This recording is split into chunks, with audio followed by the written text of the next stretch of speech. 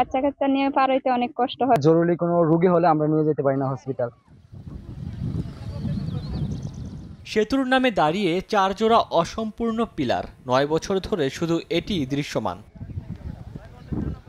রাঙামাটির লংগদু উপজেলা সদরের সঙ্গে ঝর্ণাটিলা ও হেডম্যানপাড়ার সড়ক যোগাযোগ স্থাপনের জন্য 2016 সালে সেতু নির্মাণ শুরু করে জেলা পরিষদ। এরপর 9 বছর কেটে গেলেও অর্ধেক 4 জোড়া পিলার ছাড়া কিছুই হয়নি। পাশেই পড়ে আছে কিছু নির্মাণ সামগ্রী, অথচ 3 দফায় ব্যয় হয়েছে 2,80,00,000 টাকা। এতে চরম ভোগান্তিতে 2 গ্রামের 10,000 বাসিন্দা। ক্লাস 8-এ পড়ি, তখন কাজ শুরু হয়েছে। এখন আমি গ্রাজুয়েশন প্রায় সেকেন্ড ইয়ারে পড়তেছি, এখনো কাজ চলতেছে না। বাচ্চা থাকতেও এই ব্রিজ দিয়ে হাঁটতে পারবো বা চলাচল করতে পারবো এরকম আশা করতে পারি না। সেতুর নির্মাণ কাজ শেষ না হওয়ায় নৌকায় ঝুঁকি নিয়ে পারাপার হতে হচ্ছে 2 গ্রামের বাসিন্দাদের। ছোট শিশুরা পার হচ্ছে ঝুঁকিপূর্ণ বাঁশের সাঁকো দিয়ে। এতে বাড়ছে দুর্ঘটনার শঙ্কা। বাচ্চা কাচ্চা নিয়ে পার হইতে অনেক কষ্ট হয়, ভয় লাগে নৌকা দিয়া। আমাদের ছেলে মেয়ে স্কুল যেতে পারে না বর্ষা মৌসুমে, ঝড় বৃষ্টির কারণে। জরুরি কোনো রোগী হলে আমরা নিয়ে যেতে পারি না হসপিটাল। একটা ব্রিজ হতে কত সময় লাগে, যে 7 বছরে মাত্র 3টা পিলার উঠছে। এখন জন্ম সনদ দিয়ে খোলো বিকাশ স্টুডেন্ট অ্যাকাউন্ট।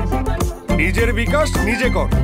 উপজেলায় আরও 5টি সেতু এবছর চলাচলের উপযোগী হলেও ঝর্ণার টিলা সেতুর জন্য অপেক্ষায় থাকতে হবে 2028 সাল পর্যন্ত। ভৌগোলিক অবস্থানগত কারণে কাজ করতে একটু বিঘ্ন সৃষ্টি হয়, যেহেতু পাহাড়ি ঢল থাকে। ব্রিজটা শেষ করতে আমাদের 2027-28 সাল পর্যন্ত সময় লাগবে। ঝর্ণা টিলার 140 মিটার এই সেতুর নির্মাণে ব্যয় ধরা হয়েছে 14 কোটি টাকা।